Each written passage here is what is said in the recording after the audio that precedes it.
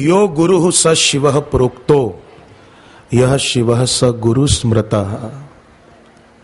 ये महाशिवरात्रि का पावन पर्व अपने गुरुदेव के चरणों में अपनी भक्ति को, उपासना को और दृढ़ करने की पवित्र प्रेरणा देने वाला ये महाशिवरात्रि का तपोमय पर्व है। नमामि शंभु पुरुषम पुराणम। फिर कहा नमामि सर्वज्ञम पार भावम, मतलब जिनकी असीम सत्ता का कहीं पार या अंत नहीं है। अपार भावम, अभाव नहीं है और कोई पार भी नहीं पा सकता।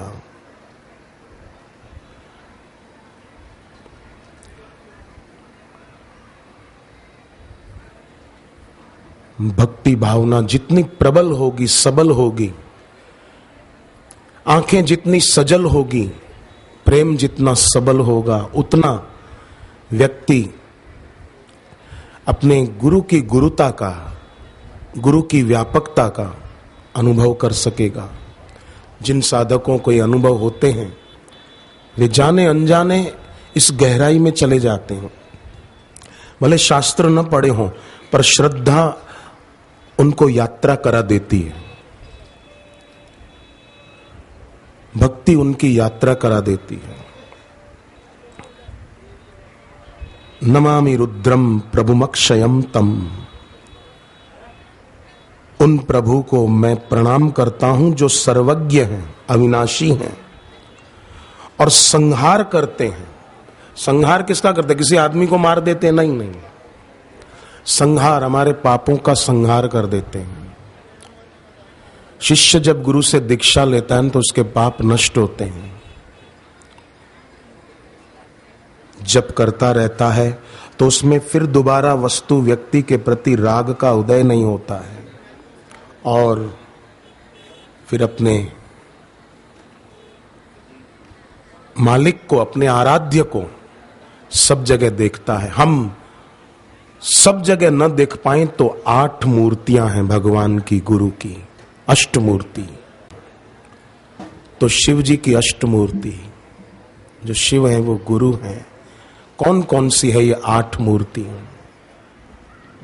बहुत सुंदर हैं। आप और हम सभी भाई बहनें चाहें तो उन अष्ट मूर्तियों को रोज देखते भी हैं। वैसे मैं तो आपको नाम बताऊं आपको याद आ जाएगा। मैं आपको उपदेश नहीं देता हूं, उपदेश बड़े देते हैं। मैं बड़ा नहीं हूं, मैं तो केवल आपको याद दिलाता हूं कि ये बातें हैं, तो आपको लगता है कि हाँ ये बात ठीक है। और ये अष्ट मूर्तियों के बारे में आप सुनोगे ना तो आपको लगेगा कि बिल्कुल ठीक, ये तो हम कर सकते हैं। मैं भी करूं, आप भी करो। और मैं आपको कहूं इन शिव जी की 8 मूर्तियों को हम रोज देखते भी हैं पर पता नहीं है। रोज देखते हैं। आप सुनेंगे इन 8 मूर्तियों के बारे में, आपको लगेगा कि ये तो बहुत आसान है, हम तो देखते हैं, रोज देखते हैं। पर अब सुनने से केवल भाव बदल जाए।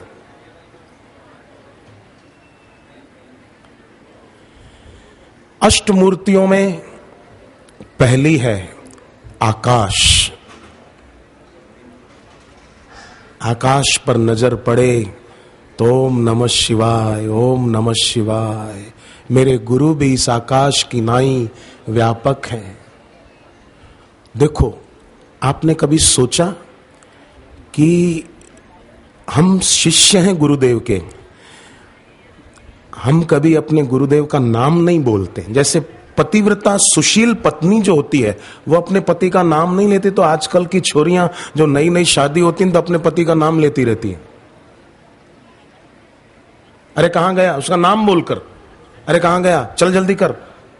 बिल्कुल तोछड़ी भाषा।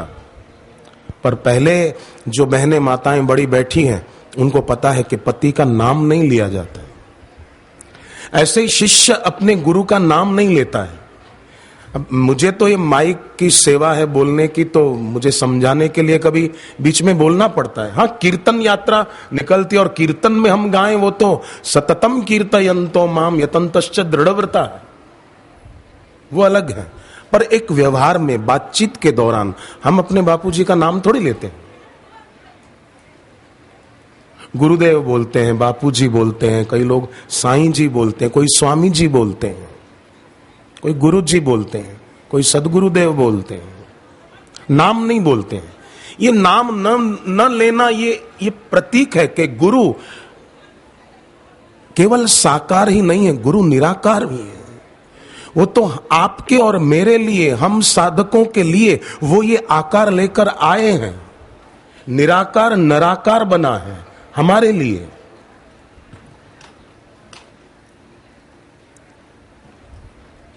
हमारी उन्नति के लिए।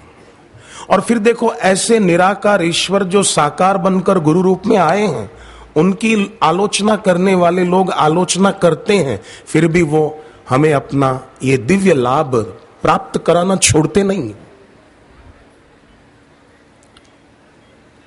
शिव जी की भी निंदा करता था दक्ष प्रजापति, उनका ससुर था संबंध में, और शिव जी की आलोचना करता था भयंकर। यहां तक कि जिस देव सभा में दक्ष प्रजापति का सम्मान किया जाना था, तो दक्ष प्रजापति जब आए तो सब देवी देवता खड़े हो गए, पर शिव जी बैठे रहे। दक्ष ने सोचा कि ये खड़े क्यों नहीं हुए, मैं आया तो इनको खड़ा होना चाहिए था। अरे वो शिव जी हैं, महादेव हैं। शिव जी विश्वास की मूर्ति हैं। विश्वास बैठा रहे वही अच्छा है।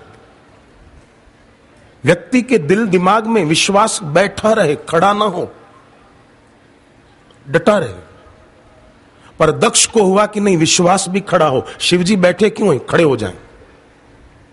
शिव जी का अपमान करता था, आलोचना करता था। शिशुपाल श्री कृष्ण की आलोचना करता था। मंथरा राम जी की ही आलोचना करती।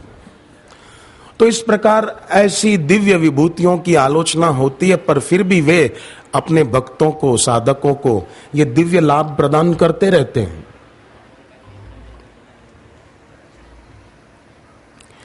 आलोचना करने वाले तो कई धार्मिक लोग भी सूर्य भगवान की भी आलोचना कर देते हैं गर्मी में। अरे सूर्य इतना तप क्यों रहा है, परेशान कर दिया, गर्मी कितनी भयंकर है।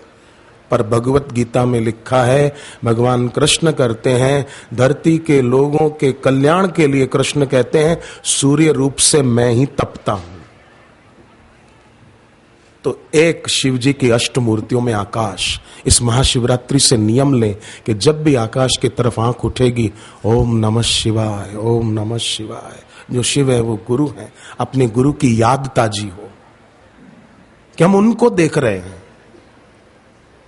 रोज दर्शन करें अपने गुरुदेव का। पूनम व्रतधारी क्यों हूं, नित्य व्रतधारी बने, नित्य दर्शन व्रतधारी।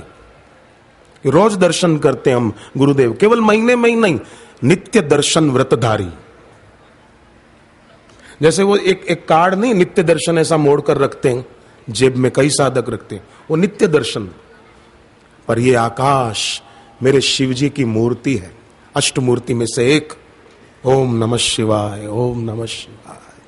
दूसरी अष्ट मूर्तियों में धरती।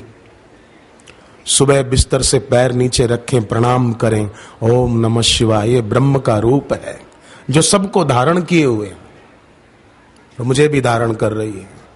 ये है ओम नमः शिवाय, ओम नमः शिवाय।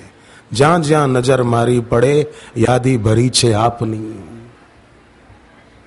फिर जल, गंगा में नहाने जाएं या त्रिवेणी संगम में नहाने जाएं, तो ये भी शिव जी की तीसरी मूर्ति है। ओम नमः शिवाय, ओम नमः शिवाय। हम उनमें ही गोता लगा रहे हैं और वो हमारे पाप नष्ट कर रहे हैं। हमने गंगा में डुबकी लगाई, त्रिवेणी संगम में डुबकी लगाई, हमारे पाप ताप विकार गए। ओम नमः शिवाय, इस भाव से डुबकी लगाए। ये शिव जी की तीसरी मूर्ति है, जल। पानी पिए तो भी हम उन्हीं का प्रसाद पा रहे हैं। मेरे अंदर शिव जी का नाम या शिव जी स्वयं मेरे अंदर है, तो फिर अब जहां भगवान शिव हैं वहां कामदेव तो जलकर भस्म हो गया था। तब शिव तीसर नयन उगारा, चितवत काम भयउ छरिजारा। काम भस्म हो गया था, मेरे अंदर भी भगवान है, मेरे गुरुदेव हैं, मेरी कामनाएं भी नष्ट हो रही हैं। शिव जी की चौथी मूर्ति वायु। हवा जब भी चले, हवा का स्पर्श हमको हो, तब लगे कि शिव जी ने मुझे छुआ है, मेरे गुरुदेव ने मुझे हाथ लगा दिया, मेरे बापू ने मेरे सिर पे हाथ रख दिया। ऐसा एक भाव। गुरुदेव से हमने सुना है ना, नजर बदली तो नजारे बदले।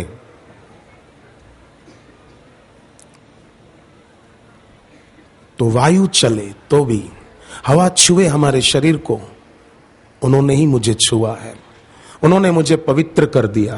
ओम नमः शिवाय, ओम श्री गुरुभ्यो नमः, ओम श्री परम गुरुभ्यो नमः। ये भाव, इससे अंतर्मुखता बढ़ेगी, भीतरी शांति बढ़ेगी, आंतरिक यात्रा हम साधक भाई बहनों की बहुत अच्छी होगी।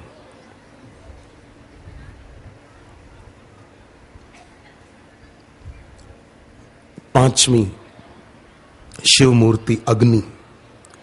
घर में रोज सुबह शाम आप लोग दिया जलाते होंगे, ज्योत जले, साक्षात भगवान महादेव का रूप है अग्नि। घर में खाना बनाए, अग्नि पे खाना बनता है, उन्हीं की कृपा से प्रसाद तैयार हो रहा है। घर में जो खाएंगे उनकी बुद्धि शुद्ध होगी, उन सब की भक्ति बढ़ेगी। समझो घर का एक व्यक्ति भक्ति नहीं करता, जप नहीं करता, सुमिरन नहीं करता, सेवा में रुकावट डालता है, तो खाना इस भाव से बना है कि शिव जी की पांचवी मूर्ति अग्नि है और उसके द्वारा ये प्रसाद बन रहा है। जो खाएंगे उनकी बुद्धि शुद्ध होगी। ओम नमः शिवाय, ओम नमः शिवाय। इस भाव से दिया जलाएं, पूजा की जगह पर दिया जल रहा है, मन में ये भाव। और छठी मूर्ति है सोम, मतलब चंद्रमा। पूर्णिमा की रात को आकाश में चंद्रमा को अर्घ्य दें, अथवा शुक्ल पक्ष में अनुकूल हो जगर सबको, शुक्ल पक्ष में दूज से पूनम तक चंद्रमा को अर्घ्य दें। चंद्रमा की कला बढ़ती है, मेरी भक्ति भी बढ़े। हे भगवान, हे गुरुदेव, इस शिव जी की मूर्ति है। और चंद्रमा के बारे में तो आता भी है ना, दधी शंख तुषाराभम क्षीरोदार्णवसन्निभम नमामि शशिनम सोमम शंभोर मुकुटभूषणम। और सातवीं मूर्ति सुनिए, जिसको हम रोज सुबह अर्घ्य देते हैं, सूर्य भगवान। ये शिव जी की सातवीं मूर्ति सारे विश्व को प्रकाशमान करते हैं। और जो शिव हैं वो गुरु हैं, ये मेरे गुरुदेव ही साक्षात इस रूप में चमक रहे हैं। बापूजी अपने साकार रूप में हमारे हृदय का अज्ञान का अंधेरा मिटाते हैं और इस रूप में पूरी धरती का अंधेरा जो रात को छा जाता है उसको सुबह ये दूर कर देते हैं। ये प्रतीक है कि मेरे दिल का अज्ञान का अंधेरा, जिसके कारण मुझे एक गलत वस्तु व्यक्ति में सुख दिख रहा था, वो अंधेरे के कारण मुझे प्रतीति हो रही थी। जब गुरु का ज्ञान प्रकाश हुआ तो वो भ्रांति मेरी मिट गई। और भ्रांति मिट गई तो अहम निर्विकल्पो निराकार रूपो विभू व्याप्य सर्वेंद्र। मैं सर्वत्र अपने इस आराध्य को देखूं।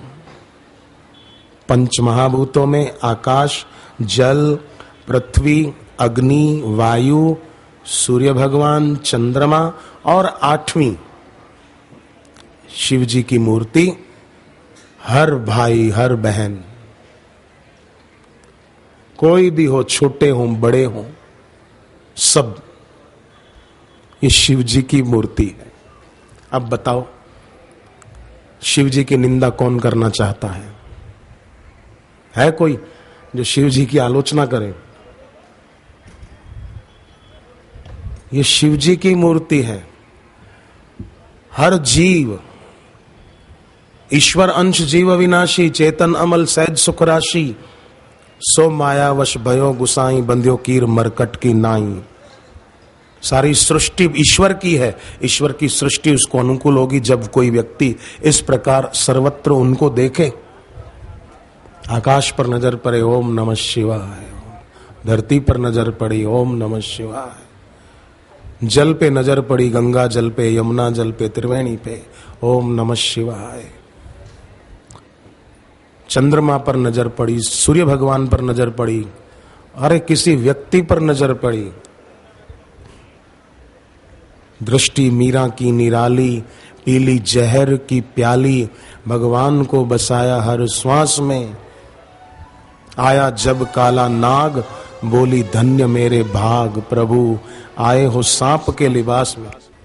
और चलो कोई इन 8 जगहों पर उनको न देख सके तो कम से कम इतना तो करे कि अपने गुरु साकार हैं, वो निराकार ईश्वर साकार रूप लेकर के आए हैं।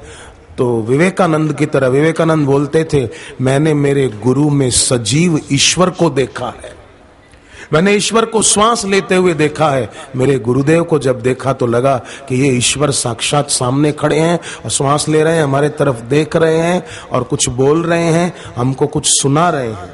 ये विवेकानंद की भावना थी। ऐसी भावना इस महाशिवरात्रि के पर्व से हम इस साधना को बढ़ाएं।